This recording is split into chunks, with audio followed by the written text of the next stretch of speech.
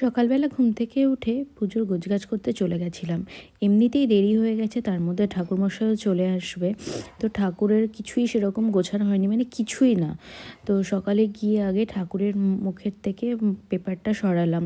আর সত্যি মুখটা দেখে পুরো মুগ্ধ হয়ে গেলাম, এত ভালো লাগছে কি আর বলবো। সরস্বতী ঠাকুরকে আমরা সাধারণত সাদা কিংবা হলুদ শাড়িতেই দেখতে অভ্যস্ত, কিন্তু আজকে আমি সবুজ শাড়ি পরা দেখে মানে এত ভালো লাগলো, আমি আর এদিক ওদিক তাকাইনি, এটাই নিয়ে নিলাম। তো ঠাকুর যেহেতু সবুজ রঙের শাড়ি ছিল, সেই জন্য আমি একটা সাদা কালারের সবুজ দিয়ে একটা ফুলের মালা নিয়ে নিয়েছিলাম। আর আমাদের বাড়িতে পুজোতে এই খইয়ের মালা পরানো হয়। তো তোমরা কারা কারা কারা আছো যাদের বাড়িতেও খইয়ের মালা পরানো হয়, অবশ্যই কমেন্ট করে জানাবে। আমাদের বাড়িতে তো খইয়ের মালা পরানো হয় আগাগোড়াই। আর দেখো আমি এই মালাটা গেঁথেছিলাম মানে হলুদ আর লাল দিয়ে। তো এই মালাটা ঠাকুরের জন্যই গাঁথা হয়েছিল, আর ছোট একটা লকেটও করা হয়েছিল। তো মালাটা দিয়ে কেমন লাগছে ঠাকুরকে অবশ্যই জানাবে।